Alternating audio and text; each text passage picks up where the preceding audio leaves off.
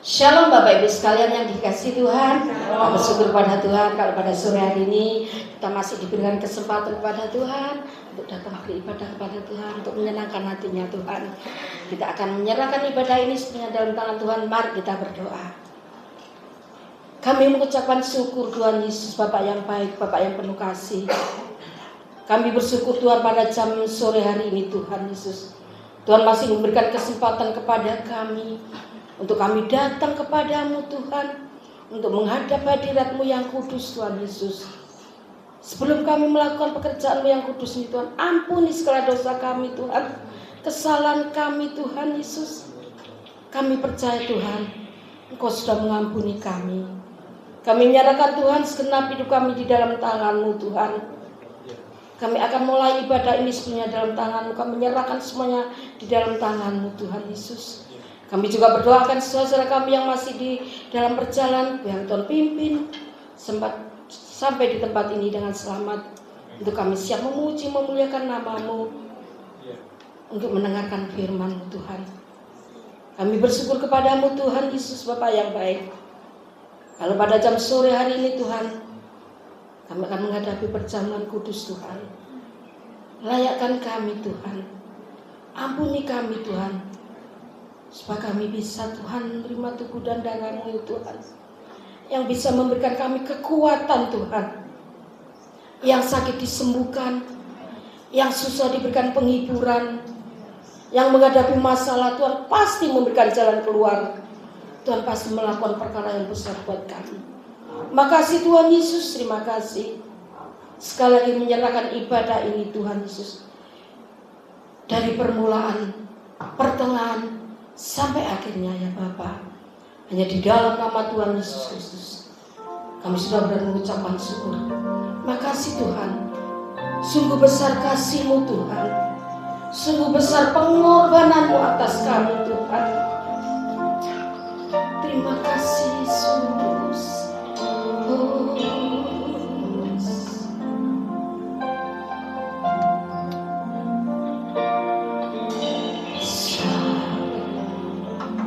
Mulia kasih-Mu, Kau bahkan hidup-Mu, curahkan darah-Mu sebagai ganti dosa.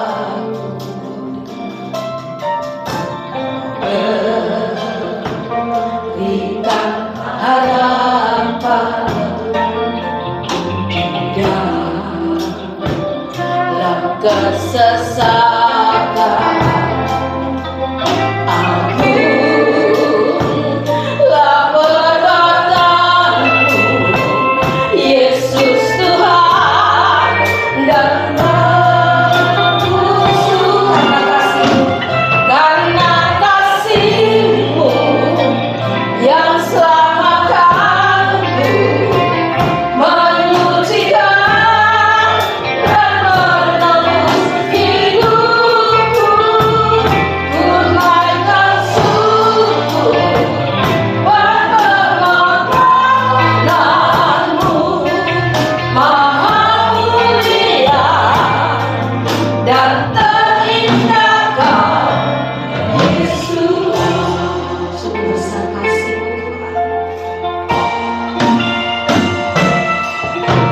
Tuhan, mulia kasih-Mu, Kau korbankan hidupmu, curahkan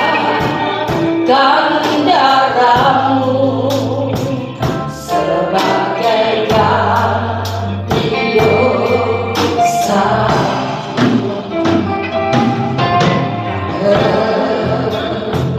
Berikan harapan di dalam kesesakan. Aku lah perbuatanmu Yesus Tuhan, benar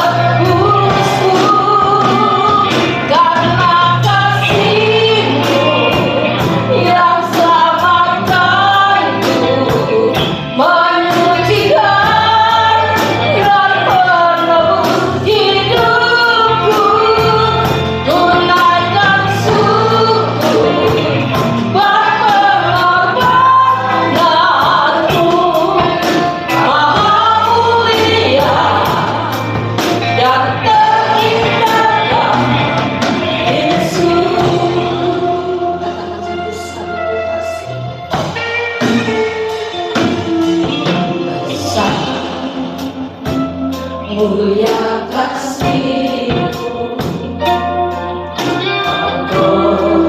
korbankan diri-Mu, curahkan darah-Mu sebagai ganti dosa.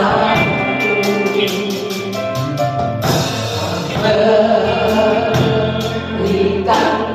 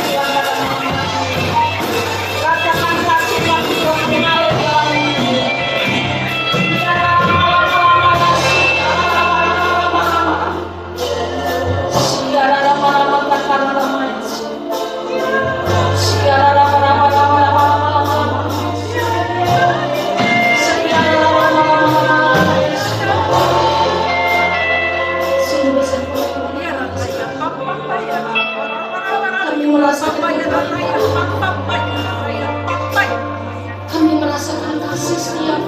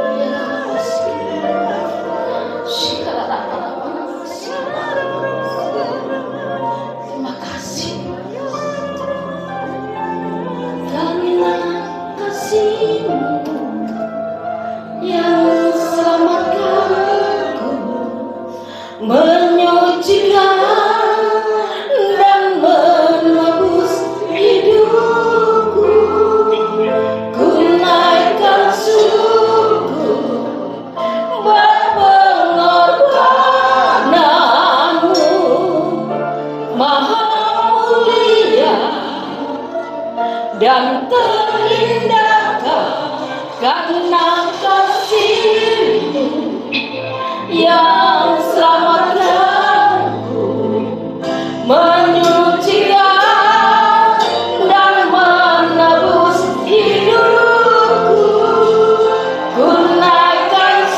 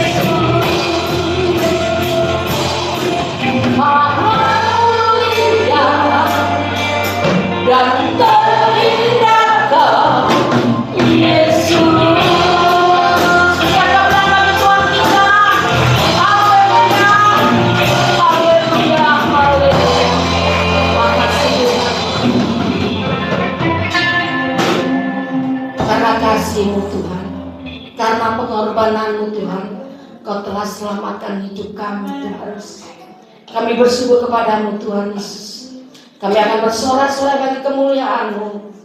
Kami merasakan bangga mempunyai Allah seperti Engkau Tuhan. Engkau yang mati untuk kami.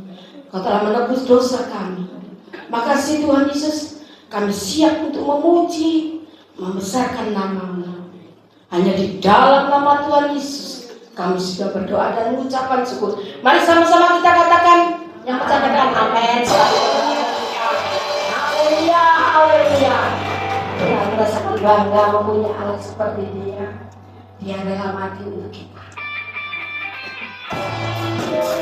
Haleluya.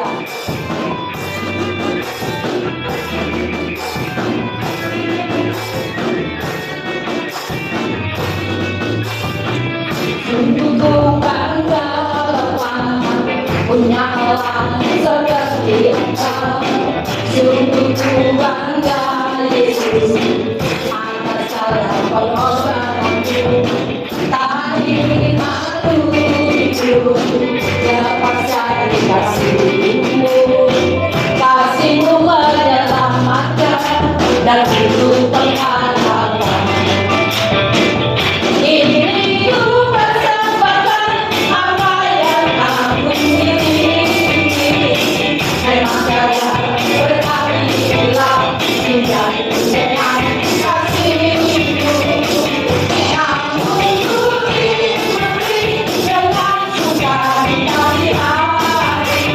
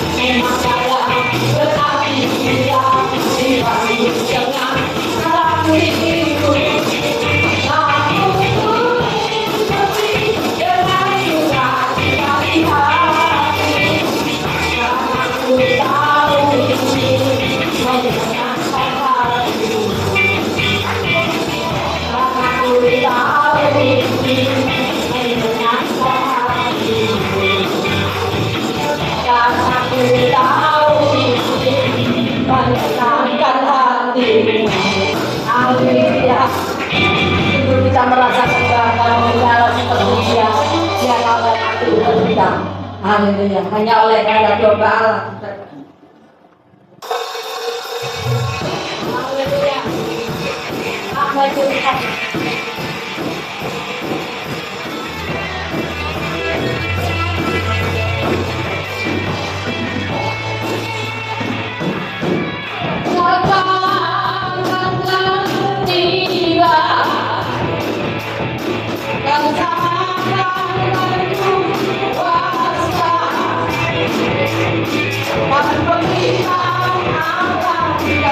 Kuasa yang Tuhan,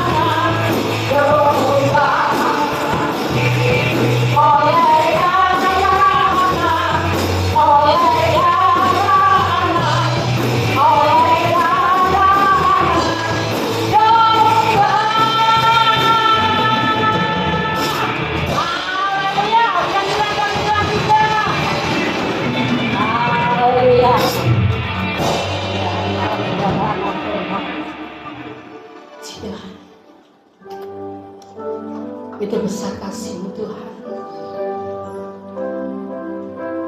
Engkau rela mati untuk kami Tuhan. Terlalu besar Kau Tuhan.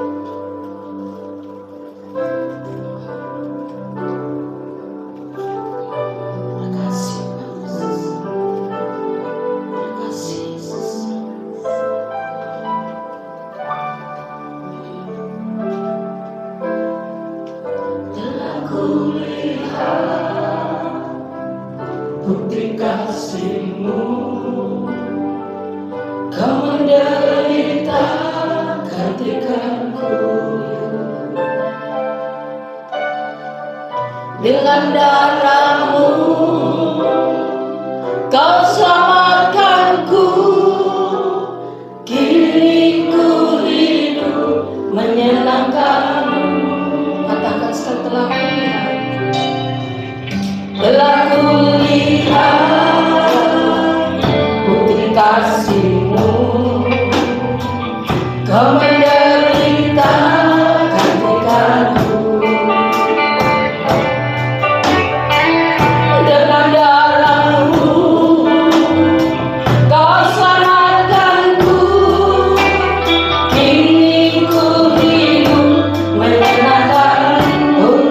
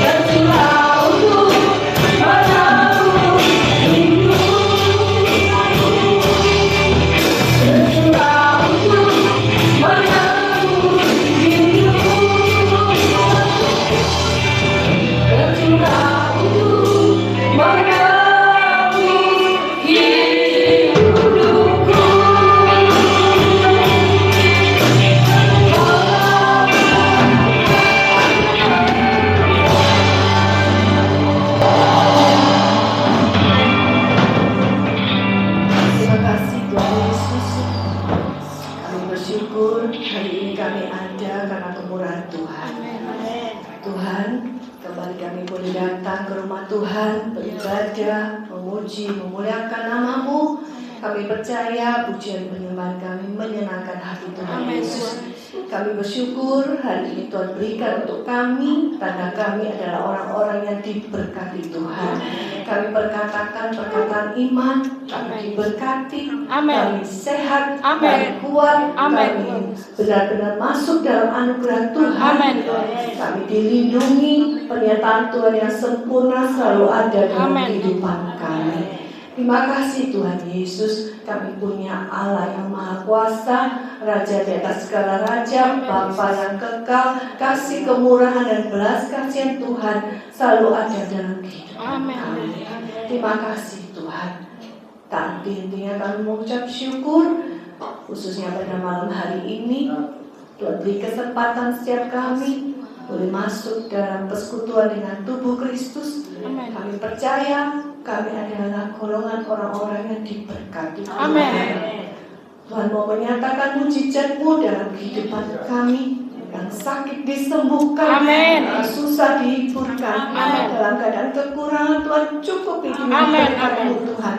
Sukacita, damai sejahtera Tuhan selalu ada ketika kami dengan kesucian hati kami bersekutu dengan tubuh dan darah-Mu. Kami percaya ada mujizat Tuhan. Amin. Terima kasih Bapa. Dan sebentar kalau kami akan mendengarkan firman-Mu, kami percaya Engkau memberkati hamba-Mu, Bapak Gembala.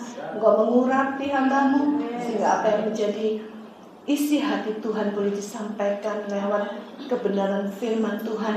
Dan boleh kami terima, kami renungkan, kami lakukan dalam kehidupan kami. Tanda kami membalas kasih Tuhan dengan ketaatan kami. Terima kasih Tuhan. Berkati setiap kami yang hadir malam hari sekali lagi dengan urapan Roh Kudus mengalir dari Bapak Gembala sampai kepada kami semua. Kami diberkati. Terima kasih.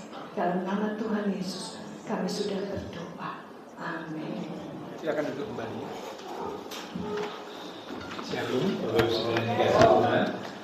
Sebelum kita akan bersekutu dengan tubuh dan darah Tuhan dalam perjamuan kudus, sama-sama kita akan belajar kebenaran firman Tuhan. Judul kebenaran firman Tuhan pada hari ini adalah menyelesaikan sampai akhir dengan baik. Menyelesaikan sampai akhir dengan baik. Kalau dalam bahasa Inggris itu finish well. Ya, jadi menyelesaikan sampai garis akhir, sampai finish dengan baik. Kita akan membuka Alkitab kita dari kitab Galatia pasal yang ketiga di ayat yang ketiga. Galatia pasal yang ketiga di ayat yang ketiga. Saya akan bacakan, Bapak Ibu Saudara bisa melihat, menyimak dari Alkitab ataupun menggunakan gadget yang tentunya hanya digunakan untuk membuka Alkitab saja. Ya. Galatia 3 di ayat yang ketiga. Demikian firman Tuhan. Adakah kamu sebodoh itu? Kamu telah mulai dengan roh. Maukah kamu sekarang mengakhirinya di dalam daging? Sebuah kalimat tanya yang dilontarkan, yang disampaikan oleh Rasul Paulus ya kepada jemaat di Galatia, karena waktu itu mereka terpengaruh oleh pengajar-pengajar yang mengajarkan, yang menyampaikan bahwa mereka bisa mendapat keselamatan melalui melakukan hukum Taurat. Mereka bisa mendapatkan keselamatan melalui melakukan hukum Taurat. Padahal tidak demikian.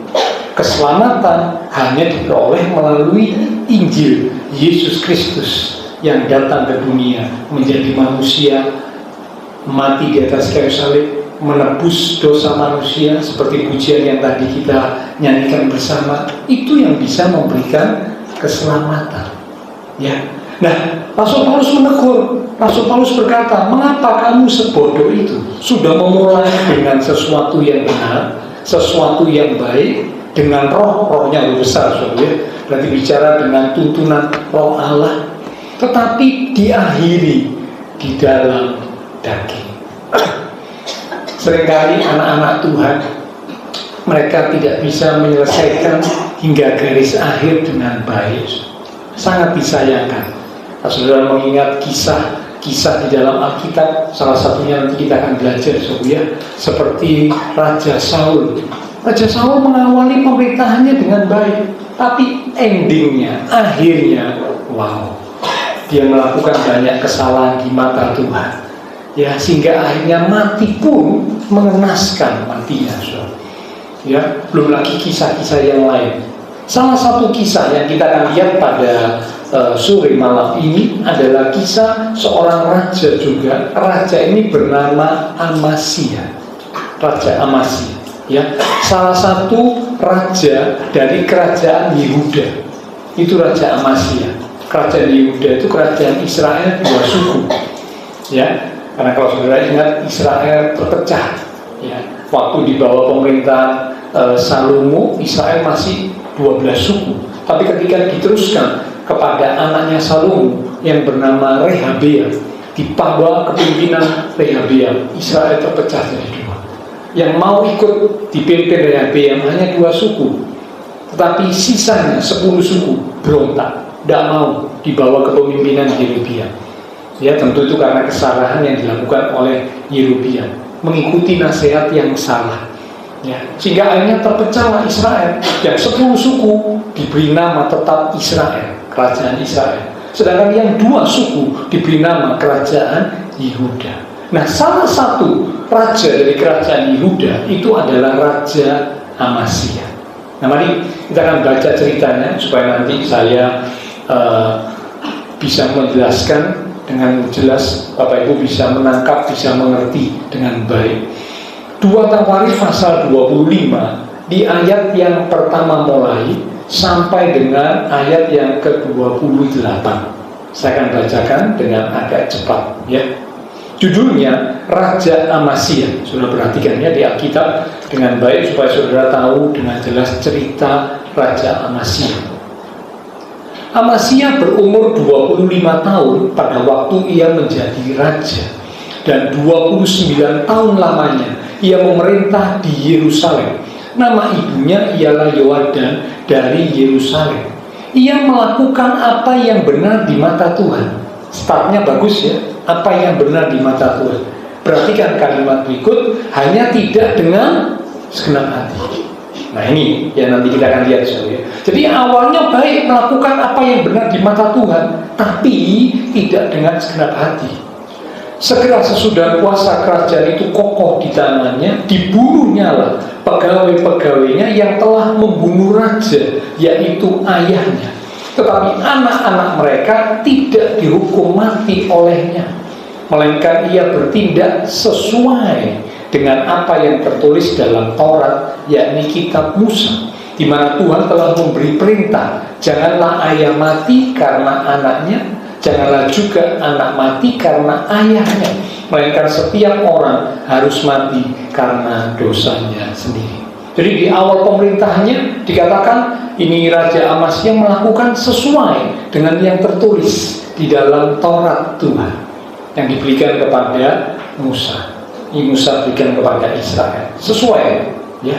5. Lalu Amasia mengumpulkan orang Yehuda dan menyuruh mereka, yakni seluruh orang Yehuda dan Benyamin, 2 suku ya, berdiri menurut puak-puaknya di bawah kepala-kepala pasukan 1000 dan kepala-kepala pasukan 100. Ketika ia menghitung mereka yang berumur 20 tahun ke atas, didapatinya 300.000 teruna yang sanggup keluar berperang dengan tombak dan perisai.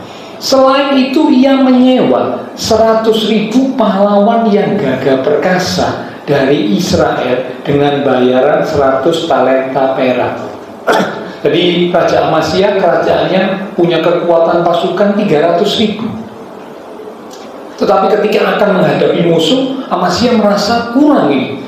Ya karena musuhnya kuat, musuhnya tentaranya juga besar, maka Amasia menyewa dari siapa? Menyewa dari kerajaan Israel 10 suku, dari suku Efraim. Yang disewa itu jumlahnya 100.000. Jadi 300.000 ditambah 100.000 400.000. Nah, nyewanya itu bayar, saudara ya, namanya nyewa, bayarnya cukup mahal.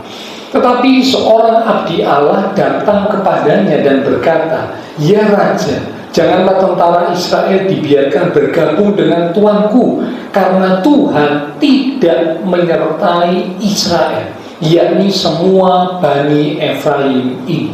Dan jikalau mereka, Bani Efraim yang disewa itu, bergabung juga, bagaimanapun juga perbuatan dan kekuatanmu di dalam perang, Allah akan menggelincirkan engkau di depan musuh, sebab Allah mempunyai kuasa untuk menolong dan menggelincirkan." Lalu kata Amasya kepada abdi Allah itu, "Bagaimana dengan 100 talenta yang telah kuberikan untuk nyewa tadi kepada pasukan-pasukan Israel, 100.000 orang dari Efraim?"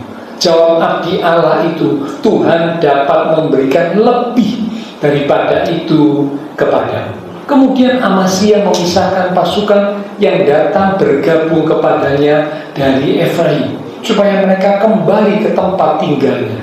Maka sangat marahlah mereka, ini orang Efraim yang dipulangkan itu dari Israel, marah, ngamuk ya, terhadap Yehuda. Mereka kembali ke tempat tinggalnya dengan marah yang menyala-nyala. Amasya mendapat keberanian, lalu memimpin rakyatnya ke lembah Asib dan memukul kalah 10.000 orang dari Bani Sem. Selain itu, 10.000 orang ditawan hidup-hidup, 10.000 orang dipukul kalah, 10.000 orang ditawan hidup-hidup oleh kerajaan Yehuda dan dibawa ke suatu puncak bukit batu. Lalu mereka dicampakkan, dijatuhkan dari puncak bukit batu, sehingga hancurlah atau matilah mereka semua. 10.000 itu dilemparkan dari atas gunung, ya, mati.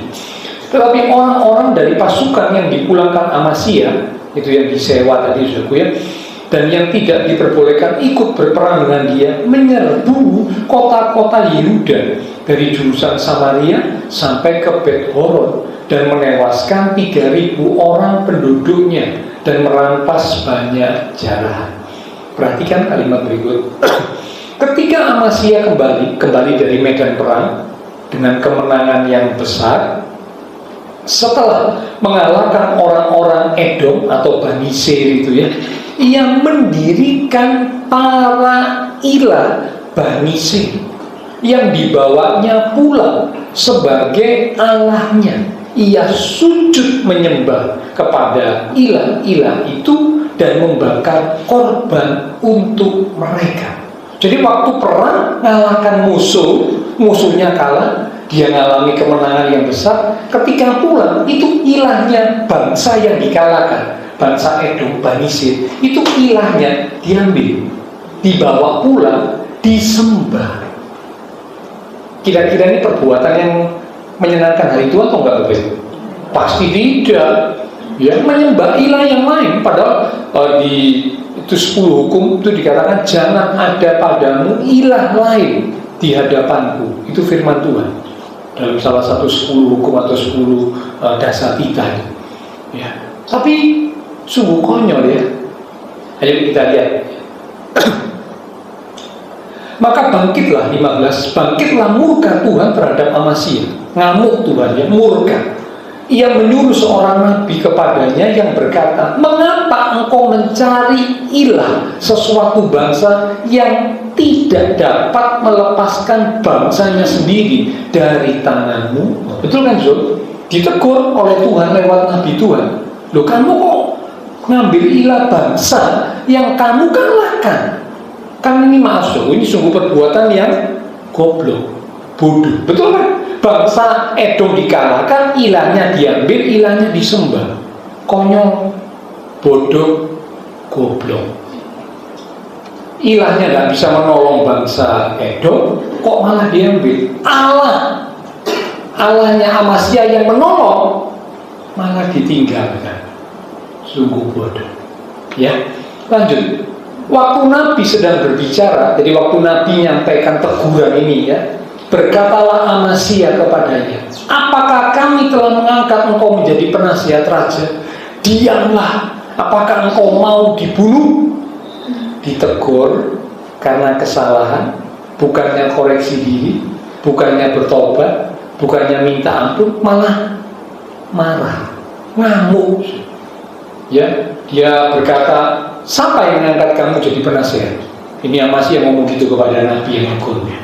Diam, kalau kamu tidak diam, apa kamu mau kubunuh? Ya, ngamuk, nggak terima gitu Gus. Ya, lalu diamlah Nabi itu setelah berkata, sekarang aku tahu bahwa Allah telah menentukan akan membinasakan engkau karena engkau telah berbuat hal ini dan tidak mendengarkan nasihat. Kemudian Amasya Raja Yehuda mengadakan perundingan, lalu menyuruh orang kepada Yoas bin Yoahas bin Yehu Raja Israel 10 suku, mengatakan mari kita mengadu tenaga. Jadi ini kayak perang saudara.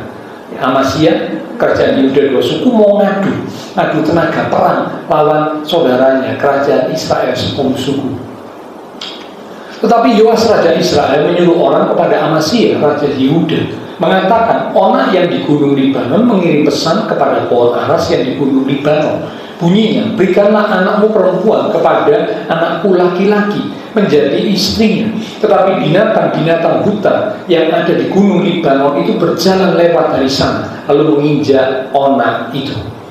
Pikirmu, ini perkataan Raja Israel, engkau sudah mengalahkan Edom, sebab itu hatimu mengangkat-angkat dirimu untuk mendapat kehormatan. Sombong maksudnya begitu ya. Sekarang tinggal saja di rumah. Untuk apa engkau menantang malapetaka sehingga engkau jatuh dan Yehuda bersama-sama dengan engkau? Nah, sebenarnya ejekan dari Raja Israel 10 suku ini merupakan juga nasihat. Ejekan tapi bisa jadi nasihat. Maksudnya itu jangan perang, wis demo di rumah saja. Tapi perhatikan kalimat berikut, tetapi Amasya tidak mau mendengarkan. Jadi 2 kali diperingatkan Nabi, kemudian diperingatkan oleh Raja Israel 10 suku, tidak mau dengar. Sombong. Sebab hal itu telah ditetapkan Allah yang hendak menyerahkan mereka ke dalam tangan Yoas, karena mereka telah mencari ilah orang Edom. Sebab itu majulah Yoas Raja Israel, lalu mengadu tenagalah mereka, ia dan Amasya Raja Yehuda di Bet-Semes yang termasuk wilayah Yehuda. Perhatikan, Yehuda terpukul kalah oleh Israel sehingga masing-masing lari ke kemahnya. Yoas Raja Israel menangkap Amasya. Kalah, Raja Amasya ditangkap. Ya, Yoas Raja Israel menangkap Amasya Raja Yehuda, anak Yoas bin Yoahas di Bet-Semes. Lalu Yoas, jadi nama Yoas ada 2 ya. Yoas Raja Israel yang lagi berperang melawan Amasya. Amasya ini juga punya ayah, ayahnya itu namanya juga Yoas, gitu ya. Jadi namanya agak kembar. Lalu Yoas membawa dia ke Yerusalem. Amasya ditangkap lalu dibawa ke Yerusalem. Ia membongkar tembok Yerusalem dari pintu gerbang Efraim sampai ke pintu gerbang Sudut, 400 hasta panjangnya. Sesudah itu ia mengambil segala emas dan perak dan segala perkakas yang terdapat dalam rumah Allah, karena rumah Allah ada di Yerusalem. Yerusalem itu wilayah dari kerajaan Yehuda. Nah, waktu Amasya kalah, ini semua perkakas bait Allah yang mahal, yang berharga diambil oleh Raja Yoas di kerajaan Israel 10 suku. Ya. Juga berpendaraan istana raja dan orang-orang sandera. Kemudian pulanglah Yoas ke Samaria. Amasya bin Yoas Raja Yehuda masih hidup 15 tahun lamanya sesudah Yoas bin Yoahas Raja Israel mati. Jadi setelah perang, Amasya kalah, Amasya ditangkap, lalu itu Yerusalem temboknya dibongkar, kemudian peralatan bait Allah yang berharga diambil, peralatan istananya Amasya juga diambil, sandera-sandera juga dibawa. Nah, setelah itu dicatat beberapa waktu kemudian Raja Yoas, raja kerajaan Israel 10 suku mati. Nah, setelah Raja Yoas yang mengalahkan Amasya ini mati, Amasya masih hidup 15 tahun. Jadi masih ada kesempatan hidup 15 tahun. Tapi sudah perhatikan apa yang dilakukan Amasya ketika punya kesempatan hidup 15 tahun setelah yang mengalahkan dia mati. Selebihnya dari riwayat Amasya dari awal sampai akhir, bukankah semuanya itu tertulis dalam kitab Raja-Raja Yehuda dan Israel? Sejak Amasya menjauhi Tuhan, sekali lagi menjauhi Tuhan, jadi dapat kesempatan hidup 15 tahun lagi. Alkitab mencatat Amasya bukannya bertobat, tetapi Amasya menjauhi Tuhan. Wow. Ya, nanti kita akan lihat, kita akan belajar. Orang mengadakan persepakatan melawan dia, melawan Amasya di Yerusalem. Sebab itu larilah ia ke Lakis. Tetapi mereka menyuruh mengejar dia, mengejar Amasya ke Lakis. Lalu dibunuhlah ia di sana. Ia diangkut dengan kuda, lalu dikuburkan di samping nenek moyangnya di kota Daud.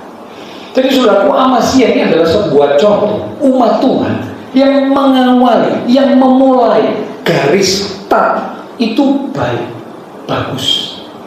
Ya, mengapa saya katakan garis start atau awalnya itu bagus? Tadi kita sudah baca sama-sama ya.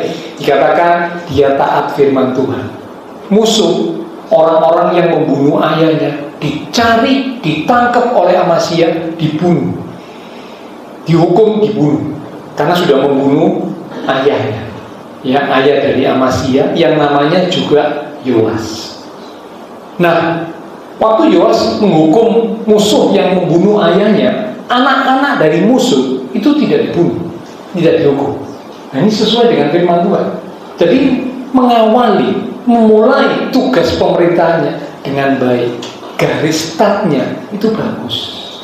Taat kepada firman, lalu juga terima nasihat dari Nabi, dari abdi Allah. Nabi waktu itu bilang, kan Amasya menyewa 100.000 tentara dari kerajaan Israel 10 suku, yakni dari suku atau Bani Efraim. Nah, Nabi bilang, jangan, pulangkan 100.000 orang yang kamu sewa itu, pulangkan, jangan diikutkan. Karena kalau 100.000 itu kamu ikutkan dalam peperangan, bagaimanapun kekuatanmu, kamu pasti kalah. Karena Tuhan tidak berkenan kepada orang dari kerajaan Israel 10 suku. Tuhan tidak berkenan. Jadi jangan dilibatkan.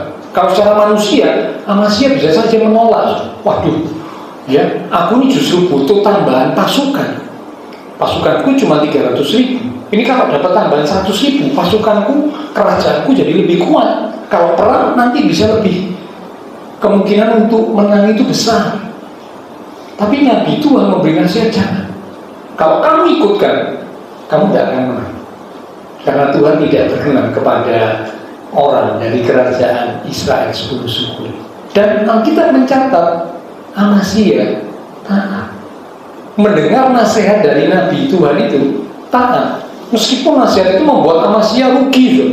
Ruginya apa? Sudah terlanjur bayar, tapi tidak digunakan. Itu yang disewa itu dikembalikan. Ditambah lagi, orang yang dikembalikan itu, yang nyewa yang dikembalikan itu sudah marah. Tadi kalau Bapak baca ya, ngamuk. Waktu Amasya maju perang melawan bangsa Edom, itu orang dari Bani Efraim itu nyerang, ya, salah satu kota dari kerajaan Yehuda. Nah, ini sebuah kerugian ya. Ini menjadi satu pembelajaran buat kita. Kalau kita mau melangkah, kita mau membuat keputusan, jangan terburu-buru. Ya, akan lebih baik kalau waktu itu Amasya tidak terburu-buru menyewa. Tapi ya sudah terlanjur menyewa. Ya. Nah, kalau kita mau melangkah, membuat satu keputusan, alangkah baiknya kita berdoa dulu, minta petunjuk Tuhan. Kalau kita sering terburu-buru membuat keputusan kita itu seringkali salah, keliru. Ya seperti kayak Amasya. Kalau dia berdoa, Tuhan memberi petunjuk, sudah jangan nyewa. Dia tidak akan rugi, tidak akan rugi kehilangan uang, juga dia tidak akan rugi pasukan Efraim yang disewa itu ngamuk, tidak akan rugi begitu. Ya, ini akibat terburu-buru membuat keputusan. Tapi ya sudah terlanjur buat keputusan. Tapi waktu dinasehati, nurut, dipulangkan. Yang disewa itu dipulangkan. Ya, nah ini bukti-bukti bahwa Amasya memulai tugas pemerintahannya sebagai raja. Startnya, awalnya itu baik, bagus. Tetapi sayang, tadi kita sudah baca, ya, start yang bagus, awal yang baik tidak diakhiri dengan ending yang baik juga. Nah, ini yang Paulus tadi tegur, ya, Galatia pasal 3 ayat yang ketiga di ayat awal ini, sudah dimulai dengan roh. Rohnya udah besar, dimulai dengan pimpinan tuntunan roh Tuhan, roh Allah. Kok diakhiri dengan daging? Minggu yang lalu kita sudah belajar kebenaran firman Tuhan. Salah satu sikap yang perlu kita miliki dalam menjalani kehidupan adalah waspada. Waspada. Salah satunya, ya. Waspada terhadap siapa? Waspada terhadap iblis. Waspada terhadap siapa? Waspada terhadap daging kita, hawa nafsu kita, ya. Nah, ini kalau tidak waspada, kita bisa akhirnya jatuh. Mulainya dengan roh, startnya bagus, tapi ending akhirnya jelek, hancur, seperti Amasya. Nah, dia mulai melakukan kesalahan. Diawali dengan tadi saya sudah katakan waktu baca, ya, waktu dia maju perang, dia menang perang, ilahnya bangsa yang kalah, bangsa Edom, diambil, dibawa pulang, disembah. Kalau menurut Bapak Ibu analisa kita, tindakan Amasya ini bagaimana? Kalau saya berpikir, ini sungguh tindakan yang, maaf, bodoh, konyol. Ilahnya bangsa Edom kan tidak bisa menolong Edom, sehingga Edom kalah. Kok ilahnya diambil, dibawa pulang, disembah? Sungguh ini satu tindakan yang konyol, bodoh. Tapi ini terjadi, ya. Di tengah keberhasilan, seringkali umat Tuhan melupakan Tuhan, mulai tertarik, terpikat dengan ilah-ilah yang lain. Ya, mungkin zaman modern sekarang ilahnya umat Tuhan bukan lagi seperti kayak patung berhala, bukan. Tapi ada ilah-ilah yang lain yang perlu kita waspadai. Ya, apa toh arti ilah? Arti ilah itu adalah sesuatu yang kita cintai, sesuatu yang kita sayangi, sesuatu yang kita hormati, hargai lebih daripada Tuhan. Itu jadi ilah. Apapun itu. Contoh, kalau kita mengasihi, mencintai, ya, keluarga kita lebih daripada Tuhan, keluarga kita sudah jadi ilah. Kita mengasihi, mencintai pekerjaan kita lebih daripada Tuhan, pekerjaan kita sudah jadi ilah.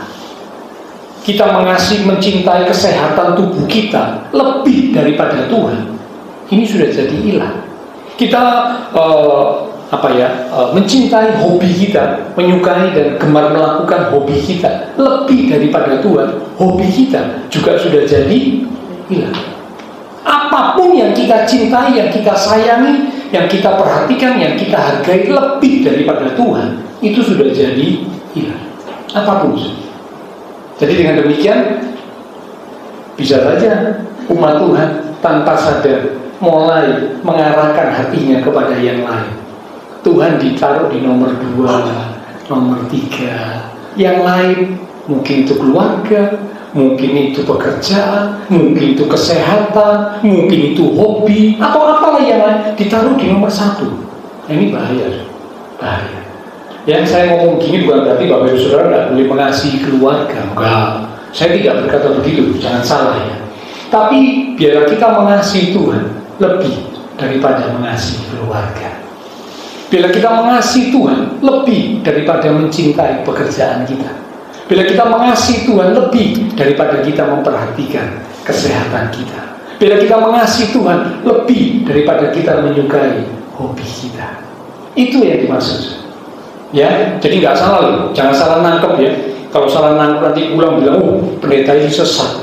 Ya, ngajari gak oleh cinta keluarga. Ya, tidak boleh memperhatikan pekerjaan, tidak boleh memperhatikan kesehatan. tidak boleh melakukan hobi, itu keliru, nangkepnya keliru. Berarti tadi waktu dengar firman ngantuk, bisa kerja di sini tidak ada yang ngantuk, karena jaraknya dekat, tak pentelengi terus. Ya. Kalau tak pentelengi gini, kalau ngantuk ketahuan, ya. Kedinginan kan? Tidak apa-apa ya. Nanti sebentar lagi sudah saya timer kok, sebentar lagi ada yang mati nanti ya. Lebih baik dingin daripada panas kan? Gitu ya. Oke, nah kita kembali. Jadi di tengah keberhasilan, kadang-kadang kita umat Tuhan bisa terbawa kepada ilah yang lain. Seperti Amasya. Di tengah keberhasilan yang Tuhan berikan, seharusnya dia semakin cinta Tuhan, semakin menghormati Tuhan, semakin mengasihi Tuhan. Mestinya begitu, Tapi sungguh sangat disayangkan. Ini menunjukkan Amasya mengalami penurunan. Startnya, awalnya, langkah awalnya bagus, tapi di tengah-tengah turun, drop. Ilahnya bangsa yang dikalahkan malah dibawa pulang, disembah. Tidak cukup sampai situ. Lalu kemudian tadi sudah kita baca ya, waktu dinasehati, ya marah. Seharusnya kalau dinasehati kita renungkan ya saudara ya. Kalau nasihat itu memang sebuah kebenaran, ya kita mesti dengar. Harusnya begitu ya. Tapi saya ketika Amasya dinasehati ngamuk. Sebelumnya tadi waktu diberi nasihat, pulangkan 1.000 pasukan Efraim dari Israel 10 suku yang kamu sewa, pulangkan. Ya ini kan nasihat yang merugikan kalau secara pikiran manusia. Ya, tapi Amasya bisa nurut. Ya, itu karena langkah awalnya bagus. Tapi saya di tengah-tengah perjalanan kehidupan dia memerintah mengalami penurunan. Dinasehati marah, sombong. Dia merasa, oh aku hebat, aku kuat. Itu kerajaan atau bangsa Edom, Banisir bisa aku kalahkan. Wah, dia merasa bangga diri. Ya, seringkali juga di tengah keberhasilan adalah umat Tuhan yang jadi sombong. Dia berkata, oh siapa ini, kalau bukan aku tidak bisa. Ini karena aku yang hebat, aku yang pinter, aku yang cakap, aku yang ahli, sehingga aku bisa ngatur, aku bisa menganalisa, aku bisa memprediksi, aku bisa mengerjakan dengan tepat, dengan baik. Mulai sombong, berbangga diri. Ingat, Allah menentang orang yang sombong. Nebukadnezar waktu sombong, wah di tengah kejayaannya dia mampu mengalahkan banyak bangsa. Dia sombong, tidak ada Allah. Aku ini penguasa. Dia berkata begitu di tengah kesombongannya karena sukses yang luar biasa. Sama Tuhan diotek titik. Yang ini otaknya, pikirannya diotek titik. Kelakuannya maaf langsung jadi kayak binatang. Saudara bisa baca di Alkitab tuh. Orang yang meninggikan diri di hadapan Tuhan dipermalukan. Itu siapa sih kita ini manusia? Kita berkata kita ini cuma debu tanah. Kehidupan kita itu digambarkan cuma seperti uang. Loh, apa yang mau dibanggakan? Tuhan bilang janganlah bermegah karena kekayaan, karena kepandaian, karena kekuatan. Jangan. Kalau bermegahlah bahwa kamu mengenal dan memiliki aku Tuhan. Itu yang mesti kita banggakan. Aku punya Tuhan yang luar biasa. Jangan bermegah karena yang lain. Nah, Amasya enggak. Ya sombong. Diperingati Nabi Tuhan, ngamuk, diam. Mau tak bunuh kan? Diingatkan melalui Raja Yoas, kerajaan Israel 10 suku, sudah jangan maju, jangan perang. Kalau perang nanti kamu malah tidak selamat. Tetap tidak didengarkan. Merasa dirinya hebat. Nah, ini bukti lagi, bukti lagi. Ya. Dan yang terakhir buktinya yang tadi saya tekankan ya, dikatakan setelah Raja Yoas, kerajaan Israel 10 suku yang mengalahkan Amasya mati, Amasya masih dikasih kesempatan hidup 15 tahun. Jadi Raja Yoas mati duluan, Amasya masih hidup 15 tahun. Nah mestinya saat hidup 15 tahun tuh Amasya jadi semakin orang bilang itu introspeksi diri, semakin bijak. Bukankah seharusnya dalam hidup ini semakin kita bertambah umur, semakin kita bijak? Sangat disayangkan kalau umur bertambah, usia bertambah, tetapi tidak semakin bijak. sayang. Seperti kayak Salomo, usia bertambah di usia tua, justru Salomo hatinya terpaut kepada ilah-ilah dari istri-istrinya. Karena kan istrinya banyak, kundingnya banyak, membawa hati Salomo tidak lagi berpaut pada Tuhan di usia tua. Itulah sebabnya mengapa Salomo hanya menulis kitab pengkhotbah. Segala sesuatu adalah sia-sia. Digambarkan seperti usaha orang yang menjaring angin. Angin kalau mau dijaring apa bisa? Ikan kalau dijaring bisa. Tapi kalau angin mau dijaring tidak bisa. Yang beropos anginnya. Ini bicara tentang kesia-siaan. Mengapa Salomo menulis kitab seperti itu? Isinya seperti itu, kitab pengkhotbah. Karena dia melakukan apa? Melakukan hal yang salah di usia tua, sehingga dia hanya merasa hidupnya kok gini ya, padahal hebat, sukses. Nah ini jadi peringatan buat kita ya. Nah, Raja Amazia di akhir hidupnya dapat kesempatan hidup 15 tahun lagi. Bukannya sadar diri, bukannya menyesal, bukannya berbalik kepada jalan Tuhan, bukannya bertobat, tetapi Alkitab berkata Amazia menjauhi Tuhan. Itu yang tadi sudah Bapak Ibu Saudara saya baca ya. Tidak bertobat, malah menjauhi Tuhan. Benar-benar menunjukkan kepada kita ending, garis akhirnya, finishnya sangat buruk. Dikasih kesempatan hidup, maksudnya Tuhan itu tobato, gitu ya. Diabaikan, malah menjauhi Tuhan. Dan apa hasilnya? Kalau Bapak Ibu baca ayatnya, matinya dia pada dibunuh. Kalau seorang raja mati dibunuh, itu mati yang gak enak, mati yang mengenaskan. Kalau ada dalam lindungan Tuhan, tidak mungkin mengalami seperti itu. Mengapa terjadi? Karena yaitu startnya bagus, langkah awalnya bagus, tapi saya di tengah perjalanan dia down, imannya drop, mulai menyembah ilah lain, jadi sombong, ditegur, marah, ngamuk, bahkan terakhir malah jauh dari Tuhan. Kesempatan hidup yang diberikan disia-siakan. Akhirnya matinya pun mengenaskan.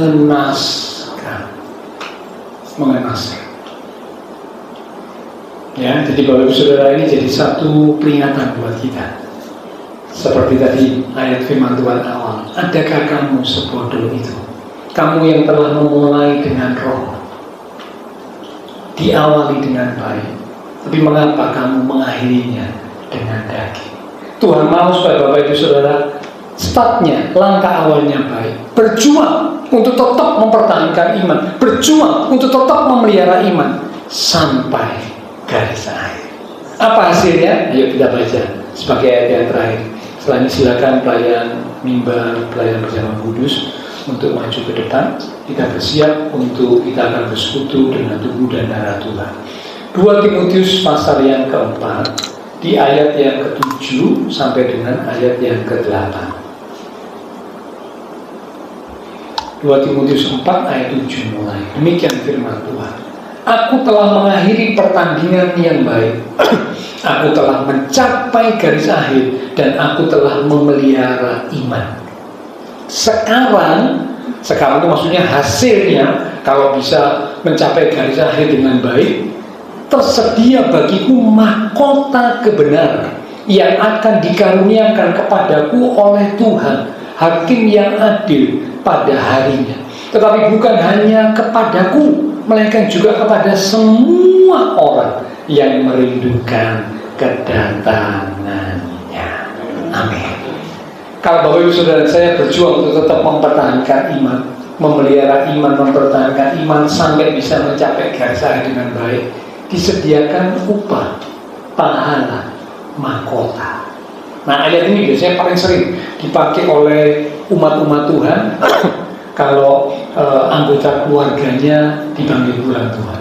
Ya, saya ingat waktu ayah saya juga saya menggunakan ayat ini, ya, karena memang ayah saya pun mati di rumah Tuhan, di gereja, di hidup. Ya, kalau Bapak Ibu yang ingat waktu itu sudah kurang lebih 25 tahun. Ya, kemarin bulan Agustus sudah 25 tahun, ya, tidak terasa. Ayah saya sudah dipanggil pulang Tuhan. Waktu itu sedang konseling pranikah, ya, sesudah ibadah ngomong dengan calon pasutri. Nah, baru ngomong berapa saat, ayah saya jatuh ke samping lalu tidak ada. Ya, jadi dia masih menggunakan jas di gereja. Tadi waktu itu orang-orang yang belum pulang di gereja kaget semua. Yang pergi gereja juga kaget, yang sudah pulang. Loh, tadi di gereja salaman ketemu tidak apa-apa. Tahu-tahu kok dapat kabar sudah dipanggil pulang Tuhan. Itulah kehidupan. Tidak ada yang tahu, ya, siapa di antara kita yang tahu kapan Tuhan panggil pulang kita? Tidak ada yang tahu. Kalau kita tahu, oh, saya nanti mati umur 80 Pak, sekarang masih umur 40, sekarang mursal Pak, hidup sakarpe dewi, tidak apa Pak, nanti mati umur 80 so. Aku nanti baru bertobat umur 79,5 tahun. Jadi setengah tahun terakhir bertobat, sudah Pak Gembala mau pergi mana pelayanan, tak ikuti karena setengah tahun terakhir Pak sebelum mati, ya. Nah ya, masalahnya kita itu tidak tahu matinya umur berapa. Loh betul, ada Bapak Ibu yang tahu mati umur berapa? Tidak ada. Tuhan bisa panggil setiap umatnya itu di usia kapanpun. Ada yang mati di usia lanjut, ada yang masih mati di usia pertengahan, ada pula yang mati di usia yang masih sangat muda belia. Tidak ada yang tahu. Nah karena itu yang lalu kita belajar jalani hidup dengan waspada. Salah satunya karena hari Tuhan itu dikatakan seperti pencuri. Tiba-tiba tidak ada seorang pun yang tahu. Bagian kita adalah waspada, siap sedia, berjaga-jaga. Mari awali dengan baik, pertahankan iman kita sampai garis finish, memelihara iman. Tersedia mahkota. Kita akan datang kepada Tuhan. Silakan pelayan mimbar, pelayan terjemahan kudus. Nah, satu pujian kita akan katakan, Kau Bapa yang mengasihiku, kuasa-Mu memulihkanku. Hati yang baru Engkau berikan, supaya aku bisa melihat rencana-Mu yang indah. Bapa yang mengasihi,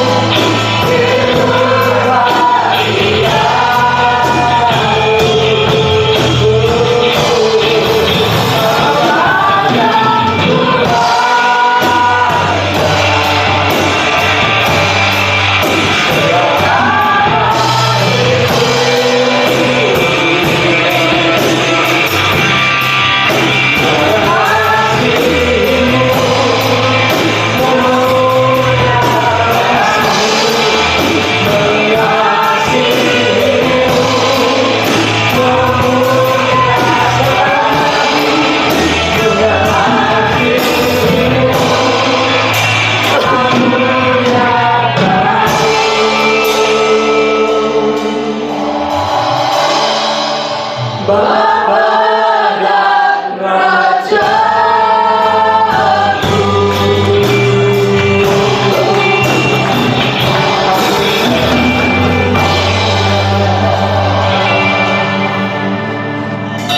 Ialah pujian yang baru kami sampaikan, sungguh menjadi kerinduan setiap kami. Untuk kami boleh tetap berjuang, mempertahankan iman, memelihara iman sampai akhir hidup kami, mencapai garis finish dengan baik. Itulah yang Tuhan mau. Tersedia mahkota, upah, pahala.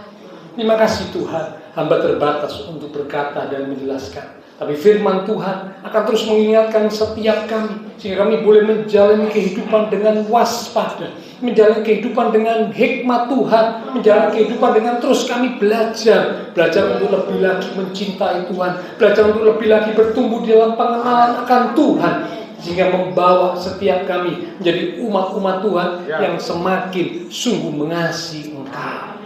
Terima kasih Tuhan. Sebentar kami akan bersekutu dengan tubuh dan darah Tuhan. Sebelum kami masuk dalam persekutuan dengan tubuh dan darah Tuhan, kami introspeksi diri kami.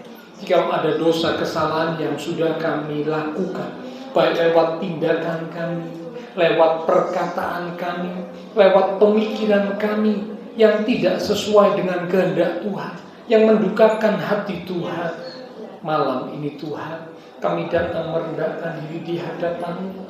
Kami sadar, kami menyesal, kami minta ampun, kami mau bertobat dan kembali kepada jalan Tuhan. Kami percaya kalau kamu minta pengampunan dari Tuhan dengan penuh kesungguhan, Engkau berjanji Engkau akan mengampuni kami dari segala dosa pelanggaran kami, sehingga setiap kami umat Tuhan dikuduskan, disucikan, dilayakkan untuk sebentar kami boleh bersekutu dengan tubuh dan darah Tuhan yang kudus. Tuhan berkati roti dan anggur yang akan kami terima. Tuhan urapi setiap hamba-hamba-Mu yang akan melayani. Sungguh kami rindukan melalui persekutuan dengan tubuh dan darah Tuhan pada malam ini. Iman setiap kami dikuatkan, diteguhkan, semakin kami dekat dan mengasihi Tuhan. Dengan hati yang siap, kami akan menerima tubuh dan darah Tuhan. Dalam nama Tuhan Yesus Kristus, kami sudah berdoa. Amin. Sebentar tubuh dan darah Tuhan akan diberikan. Silakan Bu Esther oleh para pelayan Kediaman Kudus. Nanti Bapak Ibu Saudara yang sudah menerima tubuh dan darah Tuhan, silakan berdiri. Dibuka, disiapkan rostinya, dibaca ayat firman Tuhannya. Kiranya boleh jadi rema. Lewat satu pujian kita akan katakan, lebih dari yang telah kuberikan, lebih dari yang aku miliki, semuanya Engkau sediakan dalam hidupku. Tidak dapat aku mengukurnya, tidak dapat aku mengukurnya.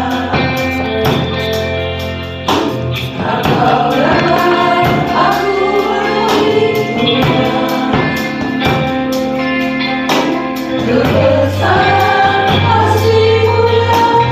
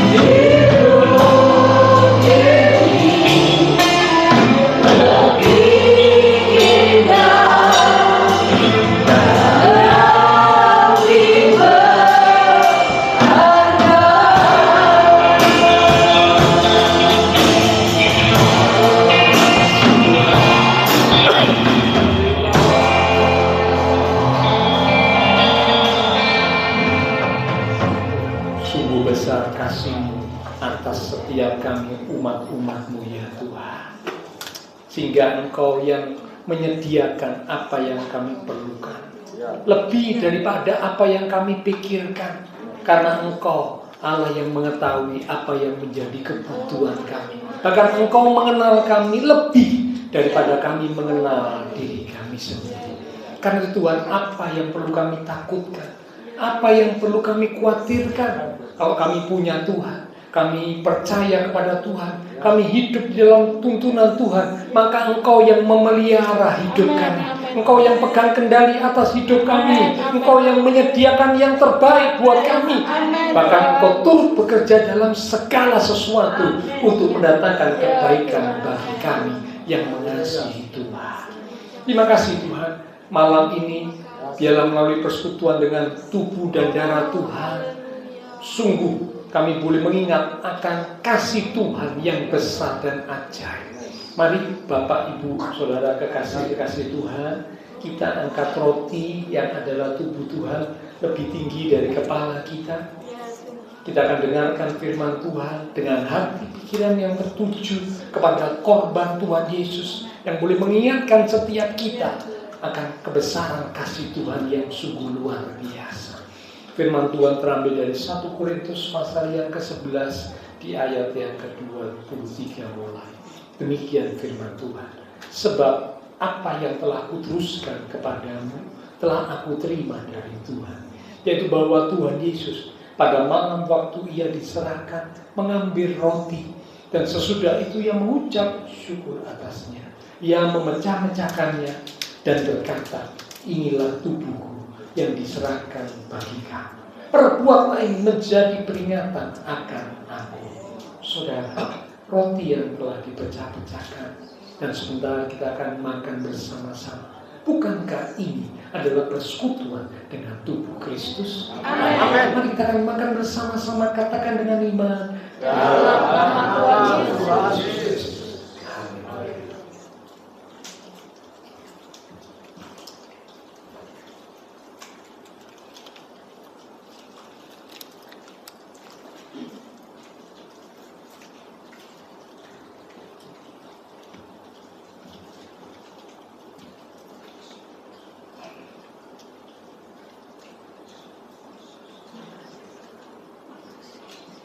Terima kasih. Terima kasih untuk persekutuan dengan Tuhan. Terima kasih Tuhan. Mari sekarang kita angkat cawan lebih tinggi dari kepala kita. Kembali kita akan dengar firman Tuhan.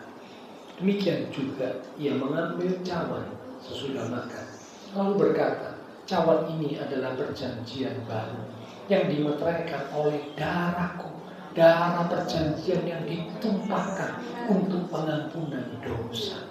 Perbuatlah ini setiap kali kamu meminumnya menjadi peringatan akan aku. Saudara, cawan yang telah kita mintakan berkat atasnya, dan sebentar kita akan minum bersama-sama. Bukankah ini adalah persekutuan dengan darah Kristus? Amin. Mari kita akan minum bersama-sama, katakan dengan iman. Dalam nama Tuhan Yesus Kristus. Haleluya. Terima kasih Tuhan. Terima kasih Tuhan. Kami bersyukur Tuhan. Haleluya. Haleluya. Haleluya. Mari naikkan syukur kita kepada Tuhan. Katakan terima kasih Tuhan. Haleluya.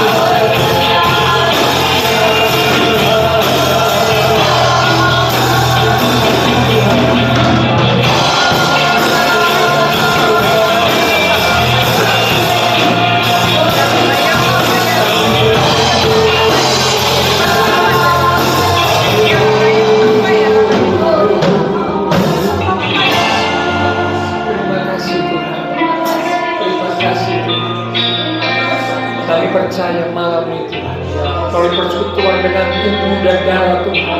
Maka kekuatan yang baru sudah mengalir atas setiap kami. Iman setiap kami diteguhkan.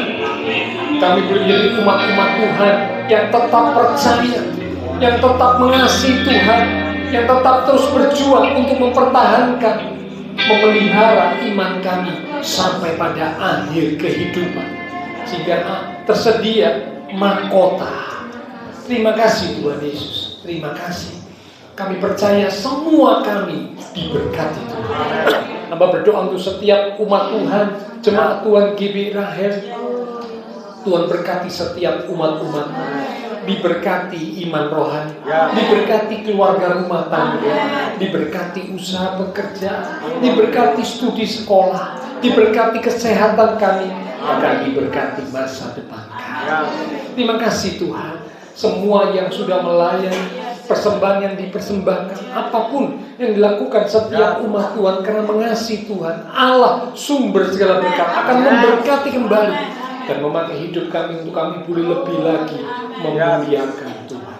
Kami berdoa buat teman-teman seiman kami yang tidak bisa hadir, mereka juga yang membutuhkan bantuan doa. Untuk yang sakit Tuhan, kami berdoa Tuhan jamah, berikanlah kekuatan, kesehatan, kesembuhan di dalam nama Tuhan Yesus. Yang sakit disembuhkan, yang lemah dikuatkan, yang susah dihiburkan. Bahkan yang sedang menghadapi masalah pergumulan, biarlah iman mereka tetap teguh di dalam Tuhan, menantikan Tuhan dengan satu keyakinan bahwa Tuhan selalu menyatakan pertolongan tepat waktu. Berdoa pula untuk Ibu Ferry, Ibu Wanda yang menunggu saat-saat untuk melahirkan. Tuhan tolong, Tuhan yang beracara, dia boleh melahirkan dengan selamat, baik ibunya, baik bayinya, semua selamat di dalam pertolongan Tuhan. Dan ini boleh membawa Bapak Ibu Ferry semakin sungguh-sungguh di dalam Tuhan. Terima kasih Tuhan Yesus, terima kasih. Kami berdoa memberkati bangsa negara kami Indonesia, pemimpin-pemimpin bangsa kami, kota kami Surabaya, demikian juga tetangga lingkungan sekitar gereja Tuhan. Memberkati setiap jemaat-jemaat Tuhan yang berulang tahun sepanjang ini, bila melalui pertambahan usia yang Tuhan beri, membawa setiap umat-Mu semakin dekat Tuhan, semakin sungguh mengasihi. Terima kasih Tuhan.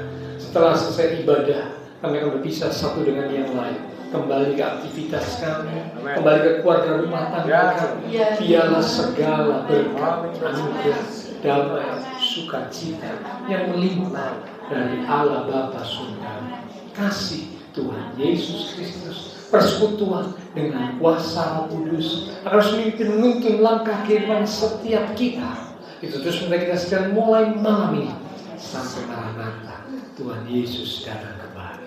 Di dalam nama Tuhan Yesus Kristus, semua yang percaya diberkati Tuhan. Mari bersama dengan iman kita berkata Amin. Tuhan berkati kita sekarang sampai berjumpa di waktu yang akan datang. Selamat pulang.